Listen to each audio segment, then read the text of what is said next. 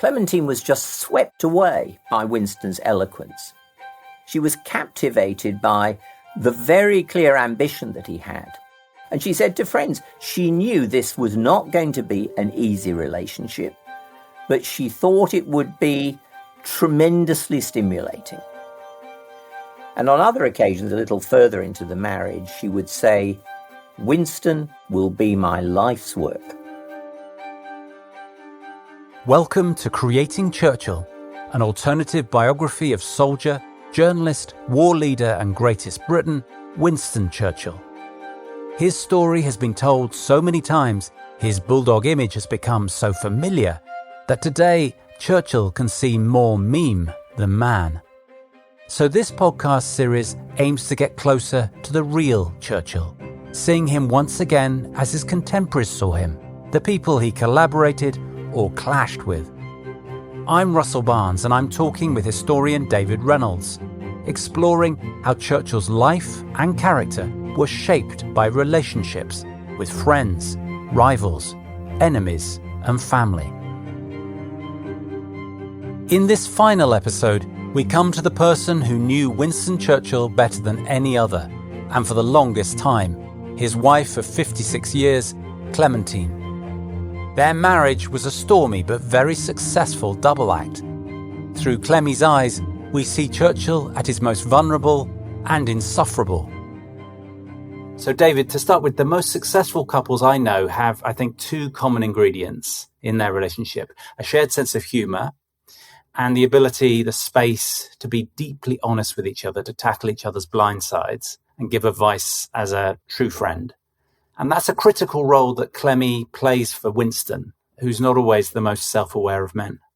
Yes, I think that's right. The humour is there, particularly at the beginning in their early years of marriage, in the way that their letters are often signed off with a little drawing in the corner, an image of a pig or an image of a cat. You know, they could do small talk as well as big talk, and that was important. But the point about being honest is absolutely fundamental. An example which happens early in his prime ministership, though it's happened before, is a letter she writes, I think it's on the 22nd of June, 1940. So it's at a pretty grim time. The French have surrendered. It's clear that Britain is going to be attacked, it's going to be bombed, might be invaded. So he's really tense, really anxious, and really geared up. And she writes him a letter. In fact, she wrote it first, tore it up, and then eventually sent it again, I think on the 27th, just warning him that he was rubbing up colleagues and subordinates the wrong way with what she called his rough and sarcastic manner. She'd been told this by some of his closest aides, and what was concerning her particularly was that he could apparently be so contemptuous at times of people that it discouraged them from coming forward with ideas. And so she urged him to exercise what she called Olympic calm or Olympian calm, to get the best results, not get testy, not get cross, bring out the best from people. And this is an example of the way that she talked to him and wrote to him over the 56 years they were together, to try and act as what I say in the book is her role really as his most devoted critic. Those two things, the devotion to him, and then in a spirit of devotion, offer him constructive criticism. Yeah. So Churchill wrote an autobiography of his early years in 1930 called My Early Life. He ends it playfully saying that he married in 1908 and lived happily ever after. But that's far from the complete story of this marriage, isn't it? Yes, well, he was, of course, joking there. But I would say that in his tumultuous life, with lots of twists and turns, lots of ups and downs, Clementine was absolutely essential for his happiness and security.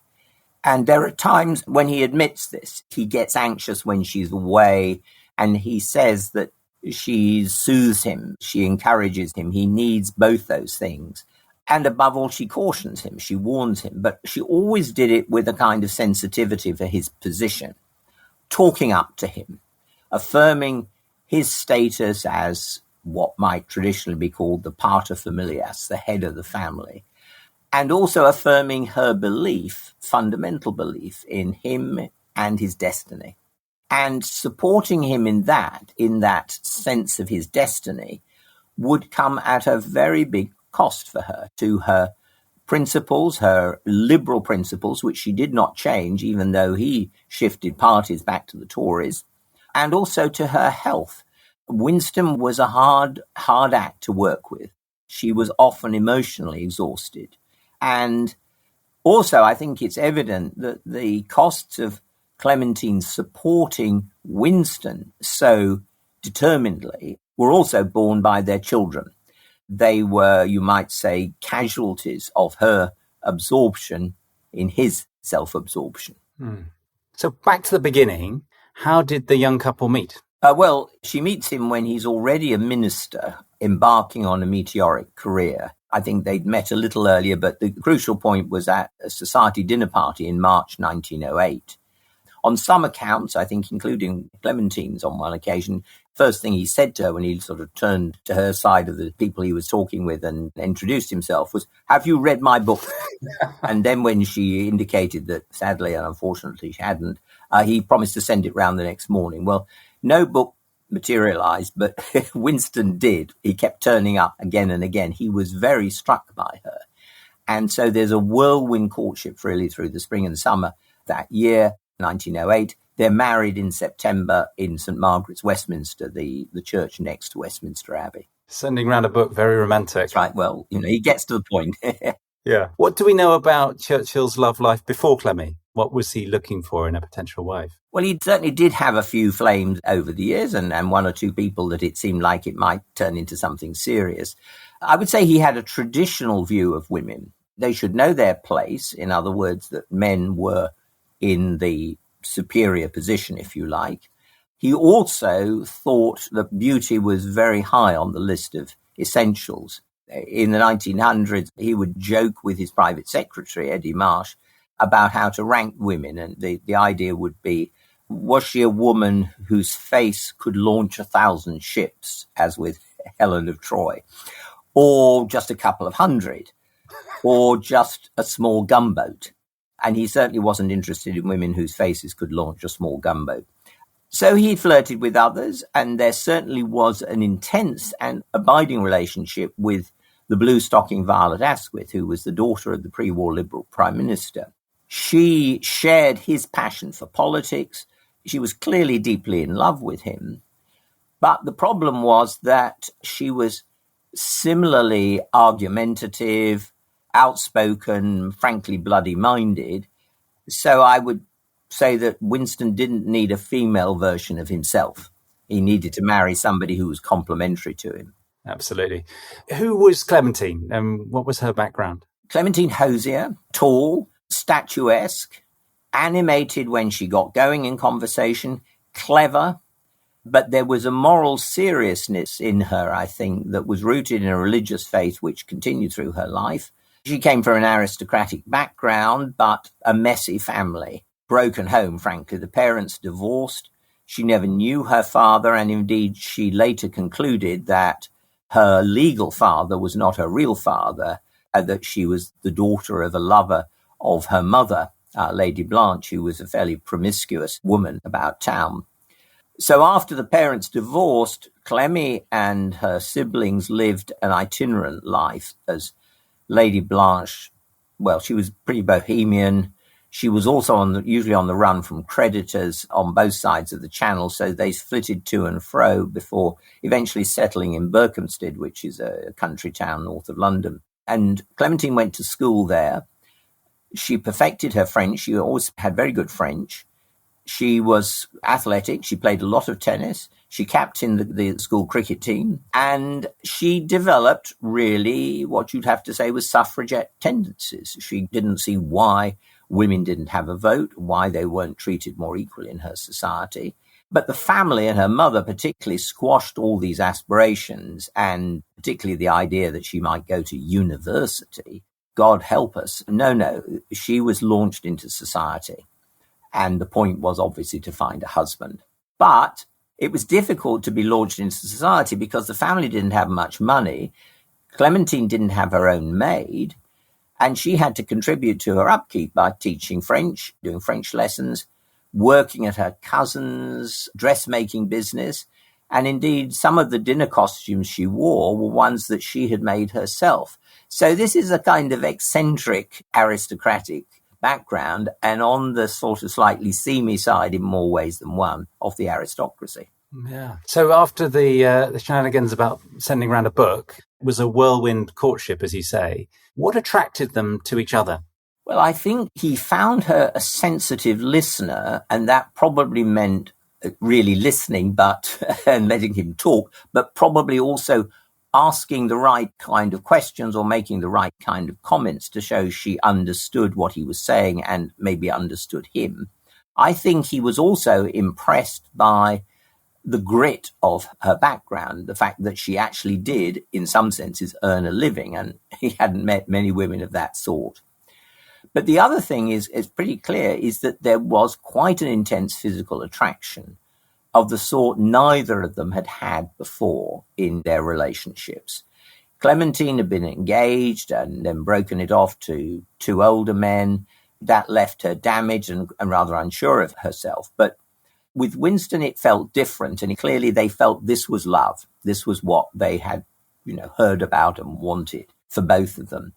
And it was a very physical relationship. Within a month of returning from their honeymoon, she was pregnant. And also, I think those were very heady days. She was swept away by his eloquence. She was captivated by, the very clear ambition that he had. She said to friends that she knew this was not going to be an easy relationship, but she thought it would be, as she said, tremendously stimulating. On other occasions, a little more into the marriage, she would say, Winston will be my life's work. And quite quickly, the marriage has ups and downs. Yeah, so they move out of his bachelor pad, which was full of toy soldiers, I think, into a house in Pimlico. But certainly married life was not easy. It's striking that despite that physical closeness, they established separate bedrooms. She did pretty quickly. They were completely different in terms of their nighttime habits. She got up early in the morning. He was very much a night owl, burnt the midnight oil. So their timings were different. And also, she realized very quickly that she needed space, a room of your own, if you like, in the Virginia Woolf phrase. Mm-hmm. She needed space from Winston's, really overwhelming personality. Mm-hmm. He was talking all the time. He was full of himself and would just have been too much. Yeah. She's highly strung. She's prone to losing her temper, and they certainly had rows about a lot of things, particularly about his attitude to money. He was financially extravagant. He liked to say, my tastes are simple.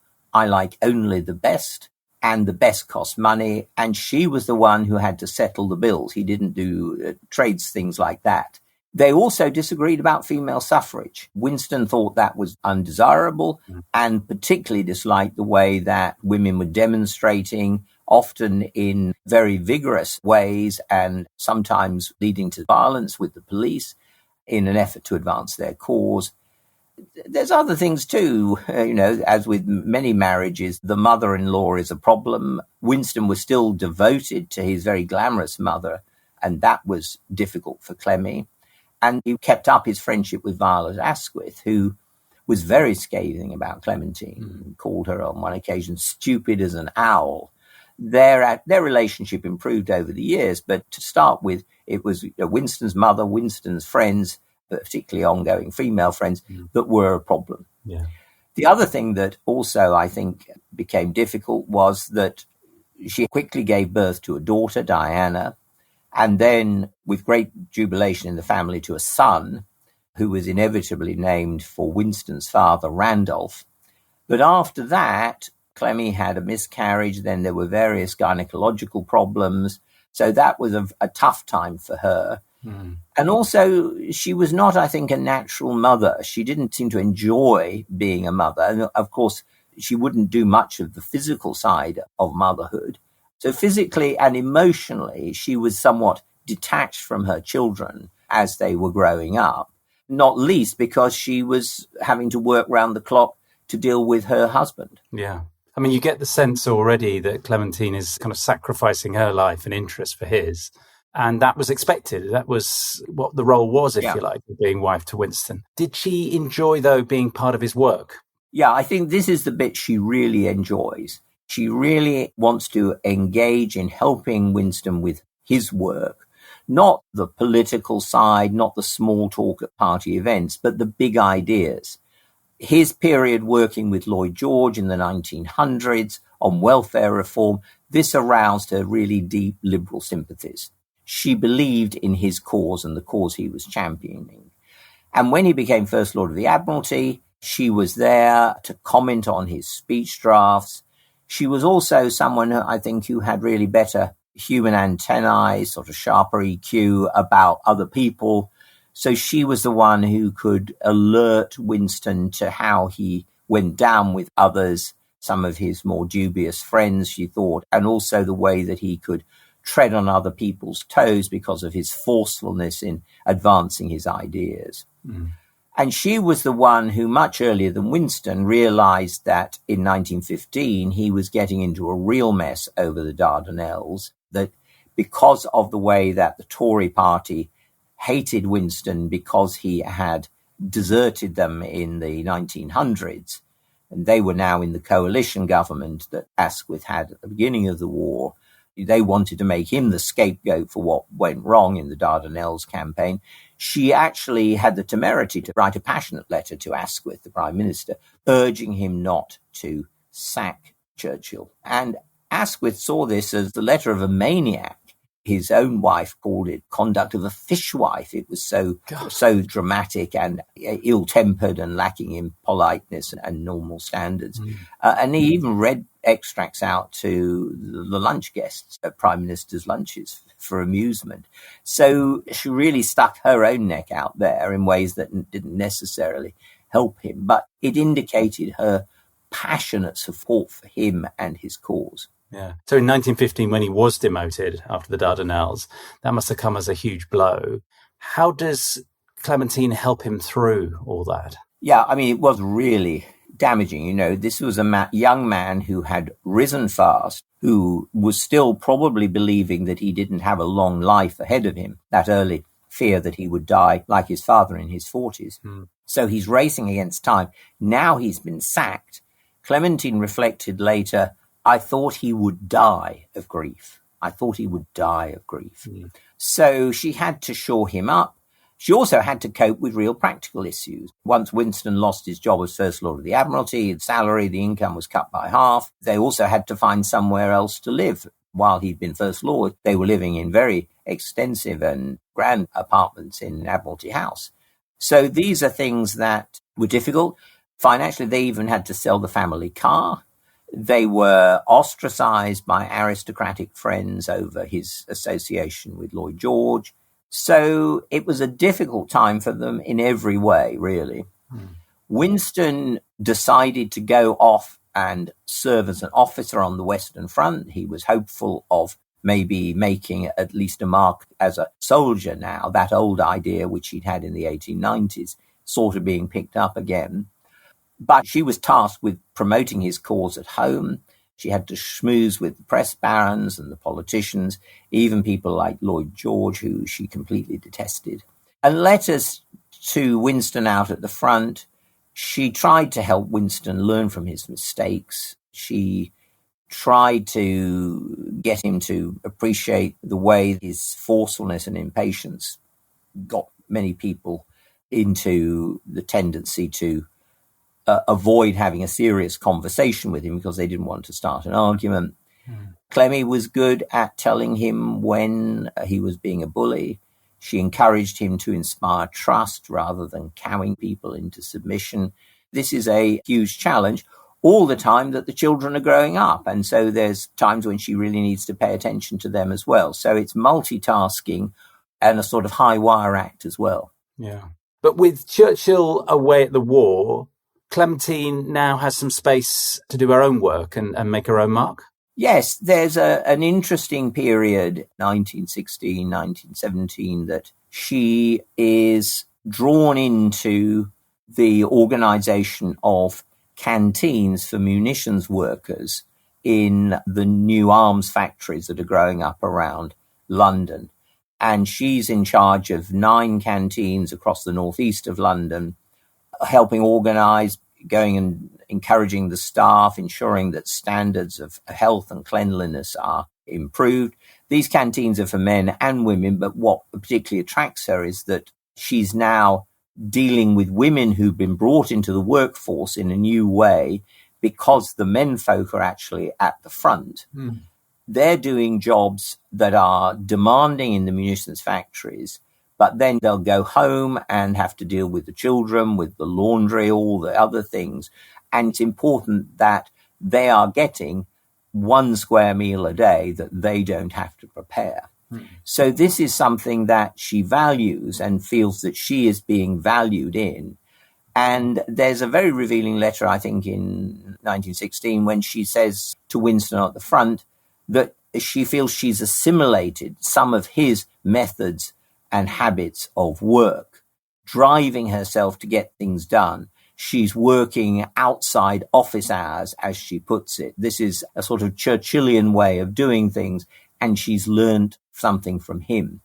And in 1918, she's given a CBE for the services that she's rendered. So this was, I think, a time when she did have that feeling of some of those abilities which hadn't been brought out because of her marriage now being used. And of course, in a way, they're being used because she's a figure of significance as the wife of a senior politician. So she's known for that, and that gives her the prominence that then allows her to do this kind of job.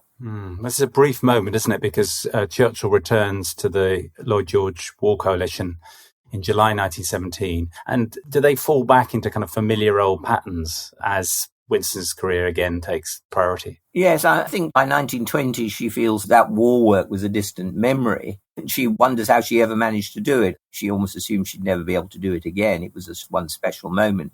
So she gets wrapped up in all the domestic issues of moving the family into a larger London house. Now there's 4 children, settling Randolph at Eton. You know, these are very demanding. And she and Winston start to go their separate ways on holidays. He has his own friends that he wants to meet with. He wants to go off shooting somewhere or go down to the south of France. She needs something that's more of a rest cure. And in a way, they become also more distant politically after the war. She is not sympathetic to his crusade against the Bolsheviks and socialism. She criticizes as his private war. And then, as the Lloyd George coalition finally collapses in 1922, this coincides with an acute attack of appendicitis for Winston. He has to have the appendix out. So Clementine has to go and campaign for him in the election of 1922 in his constituency in Dundee, so right up on the northeast coast of Scotland. And that's quite an experience for her. She's really shaken by the poverty of Dundee and the Tayside region. And she's also taken aback by the fierce hostility that many people exhibit towards Churchill. It's just a reminder, which she doesn't normally get, of the climate of normal politics. And after he loses that election, as he says, he loses his appendix, his position as a minister and his seat, then he migrates back to the Tories. He's now convinced that the future dividing line in British politics is basically between the socialists and the rest. The Liberal Party is finished, the old Liberal Party. But her instincts remain with the values of that old Liberal Party. So she is not happy with the kind of Tory friends he now has and Tory associates. She's at heart still a liberal radical. And although she supports his political activity from then on, it's mostly at the constituency level rather than doing anything on the national stage. So she's supporting her husband rather than sticking her neck out in terms of making any political statements about the issues of the day. Yeah. So the Churchill formula for marriage is separate beds and, as you say, from the 1920s, separate holidays increasingly too. I was really struck reading Mirrors of Greatness, your book, by how often she's away from Churchill and her children in the 1920s and 30s. she seems to have found family life a real source of stress. Yes, there are times when she's away to the extent where she doesn't see the children for more than 3 months. And in 1921, particularly, there's a series of losses which really shake her. Brother Bill shoots himself over gambling debts. Winston's mother dies suddenly. And then, worst of all, their baby daughter Marigold dies of a fever, septicemia. Both Winston and Clementine are distraught about this, but it looks like they sort of bottle up the grief. They rarely talk about Marigold again. And again, it's illustrative and revealing that she goes off for another holiday in 1922 to regain her equilibrium. So it's clearly a very, very difficult time, and they cope with it and relate to it in very different ways. Most of us fantasize, I suppose, about having a large country house with acres of land. And Churchill really did in style in 1922 with his purchase of Chartwell. But this creates another real tension in their marriage. Yeah. Why is that? Well, it's partly the purchase of the house, but it's also the way he did it and the element almost of deceit that's involved. So Clementine and Winston had visited this house in Kent. She didn't like it. It seemed too dark on the roadside, as it were, that side of the house.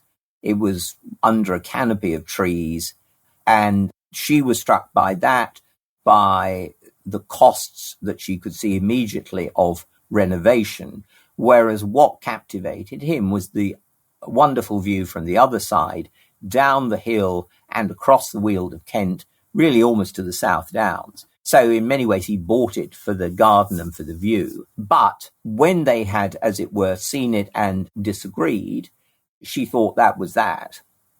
But Winston took the 3 older children to take a look, and predictably they loved it, and he bought it behind Clementine's back. And that was something that I think she deeply resented, not least because many of her misgivings were proved right. It took 18 months to renovate the building. The costly, really costly repairs were very difficult for the family budget, and it kept proving a constant drain on their finances. Essentially, Winston always loved it, but Clementine didn't. Her daughter Mary Churchill, later Mary Soames, who wrote a biography of Clementine, said in it that Chartwell was not a venture shared, rather it was an extra duty for her. And this was a financial drain all through the late 20s and early 30s when Winston took a very big hit in the Wall Street crash. In this period, really, they're living from one book or newspaper article to the next. That's his main source of money, and that's how they pay the bills. Yeah. And the late 20s and early 30s seem to be when Clementine Churchill is at her least happy, really. Yeah, I mean, she really rose to the challenge of war work, but she found the sort of endless daily worries of husband, children, staff, money, just left her utterly exhausted, her nerves in shreds. Winston's niece recalled her often going to bed rather than coming to lunch so that she didn't have to meet more people and talk. Oh. And she would recite the epitaph she'd read of an overworked governess.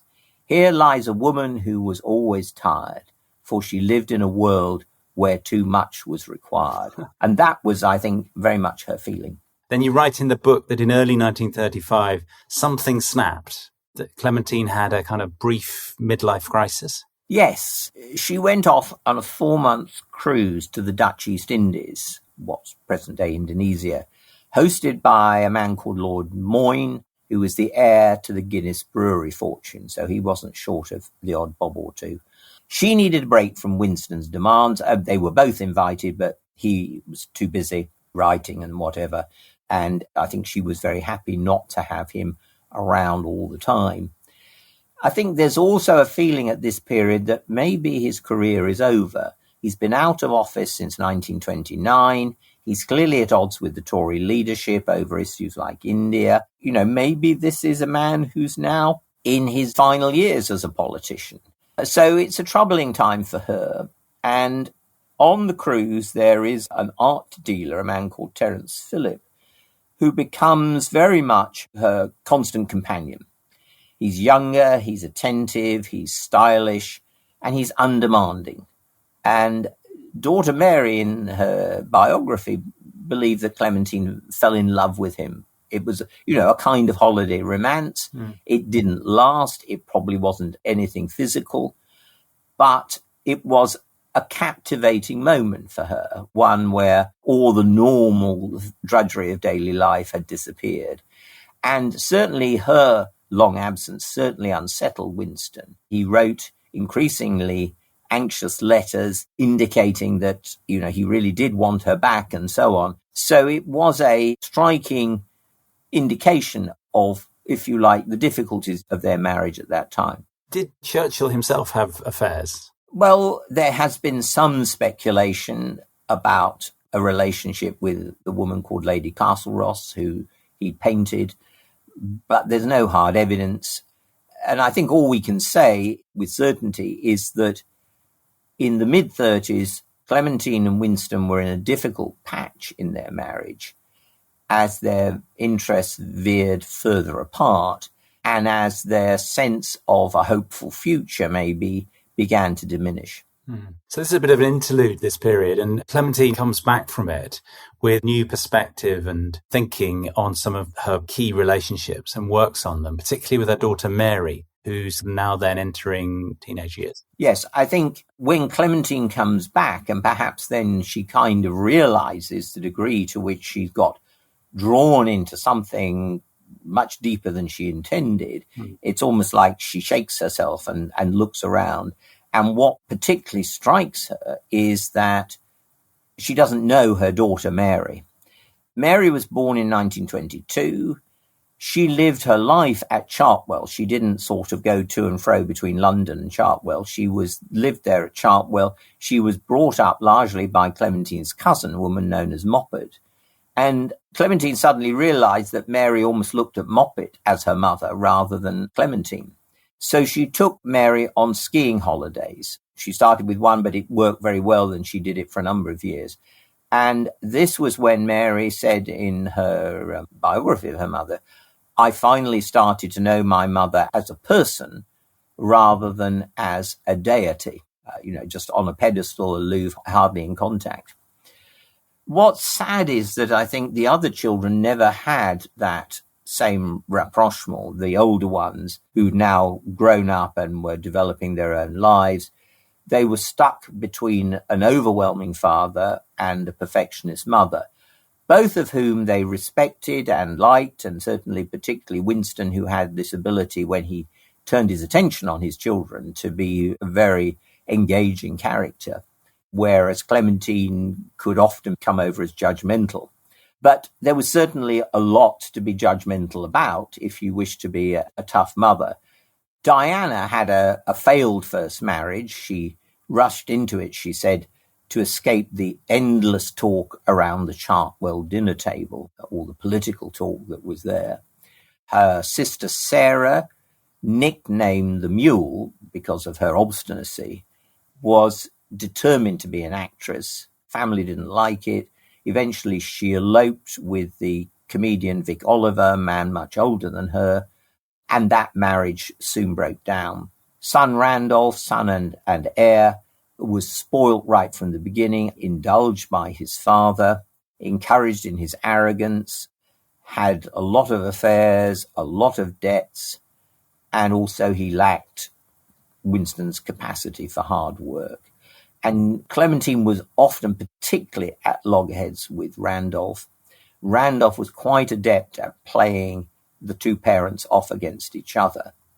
And of course, in a larger sense, you might say that the overriding priority Clementine gave to Winston was likely a factor in the children's unhappiness. And the late 30s was again a rough time for the relationship between the two of them.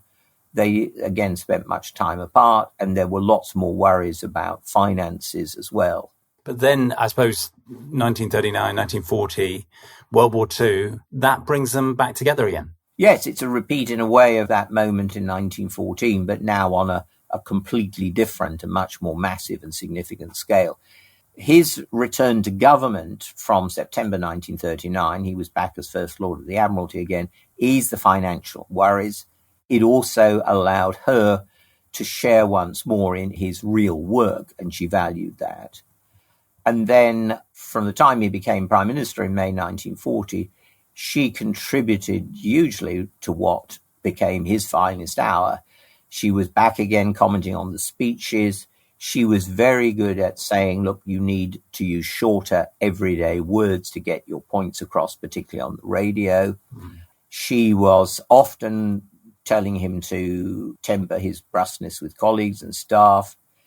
And also, of course, she argued very vigorously against his becoming Tory leader in 1940 after Chamberlain's death, because she felt he should speak for the whole nation, not just for a party. Mary said in the biography, all her latent hostility towards the Tory party boiled over on that particular issue.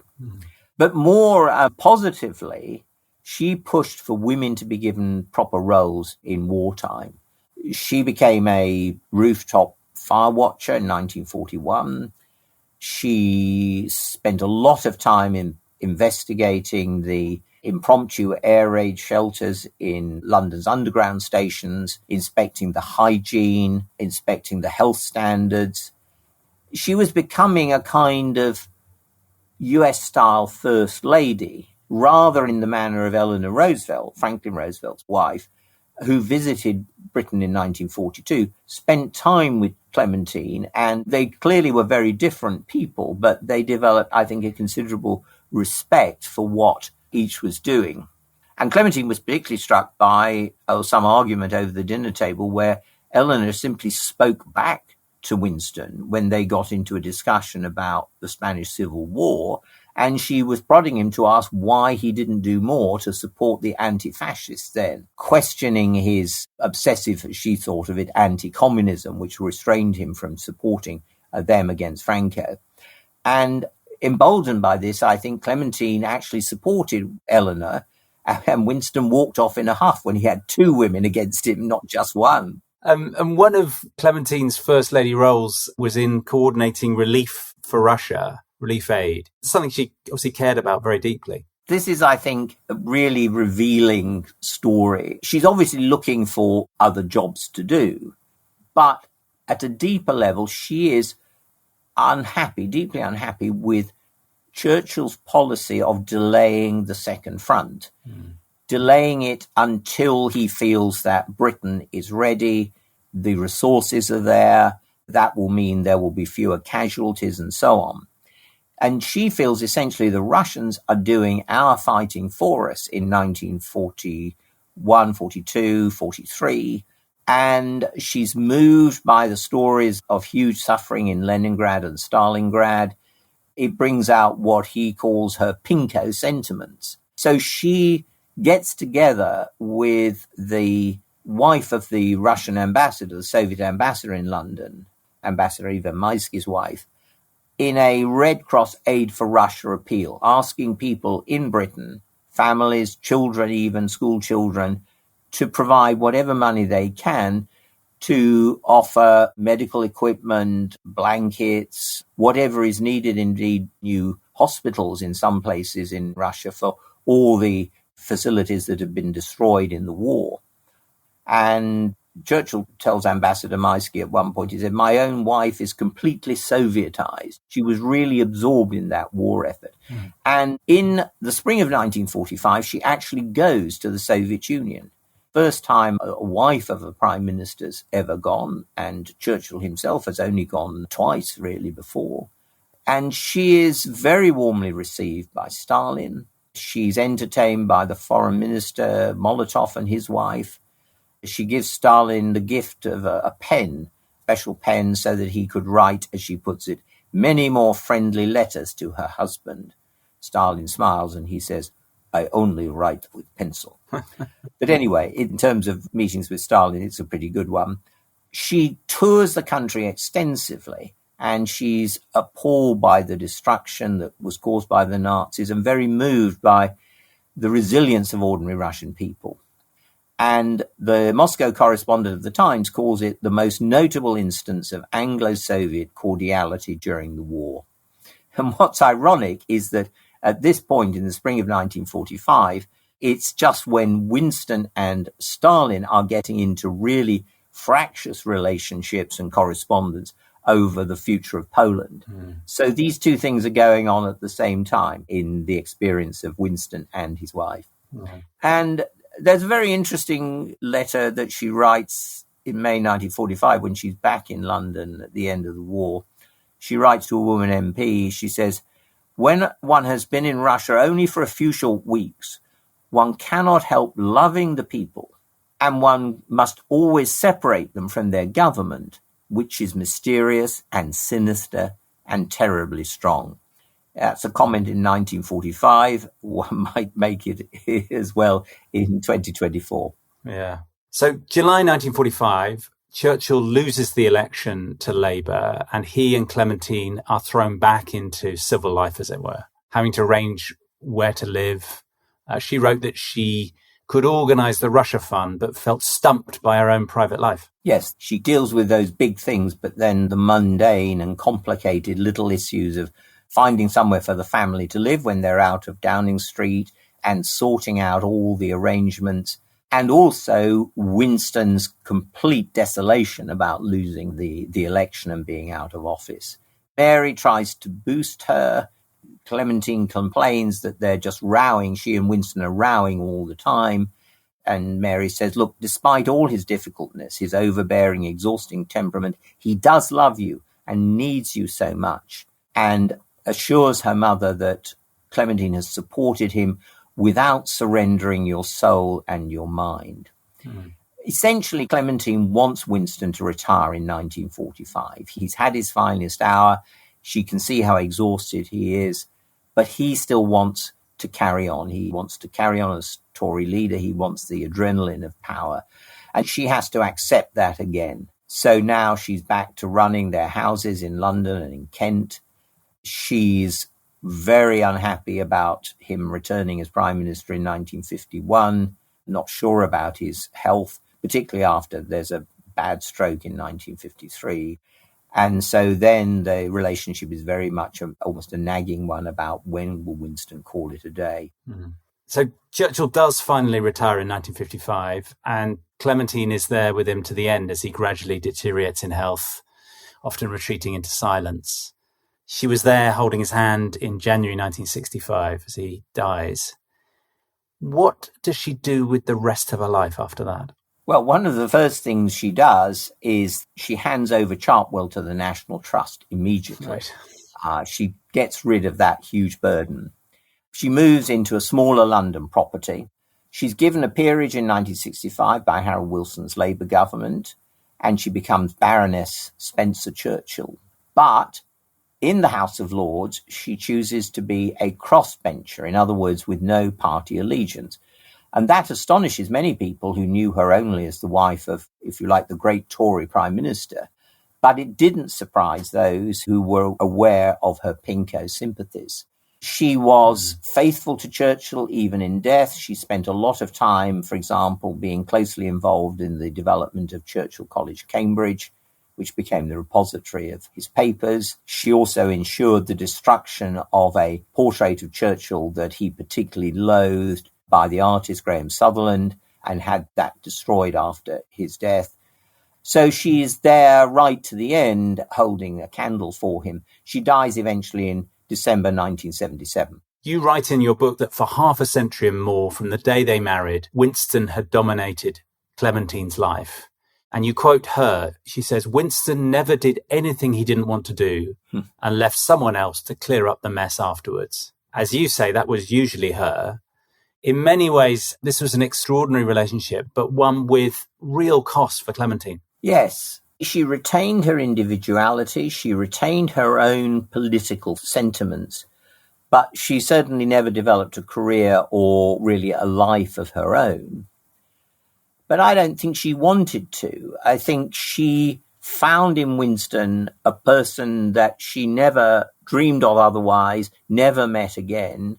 She felt Winston gave her courage, gave her opportunity to be, at certain times in history, particularly in the wars, a public figure of some note, working in the canteens in the First World War and then aid to Russia in the Second World War.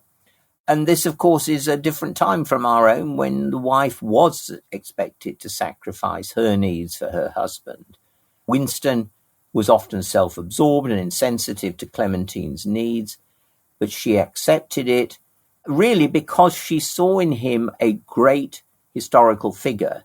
And I think that's what is clear, not just for her, but for many of the people around. Some of the secretaries, for example, who had to work, night hours taking Churchill's dictation when he chose to do it. And for them, there was a sense that they were engaged in a project which was far greater than them or anything they could ever have got in touch with otherwise. So this sense of him as a great historical figure, I think, was something that really kept Clementine going with ups and downs, and also with many others who worked for Churchill, who were in his orbit. Do you think Winston Churchill could have succeeded without her? No, that's the short answer. I think he needed someone like her, someone who was hugely supportive, put up with the times when he was impossible, but also talked back to him in ways that respected him but gave him constructive criticism. So it was, I think, a remarkable partnership. In the end, it becomes a reciprocal relationship. She is someone who helps him to become a fuller and better leader. And in the process, he enables her to develop the leadership potential that was there and which would not have been realized without being married to him. So I think there's a two-way element to this relationship, and one that helps each of them in the way that they've become really striking national figures. You've been listening to David Reynolds and Russell Barnes in Creating Churchill. Please rate, review, and recommend our show on your favorite podcast app. Follow us at @creating_hist on X or Instagram, and send us your comments and questions by email to info@clearstory.co.uk. Creating History is produced and edited by Russell Barnes, with music by Rich Farnsworth, digital marketing by Lee Mann, and sound engineering by Andrew Chappell. Creating Churchill is a Clear Story, Creating History production.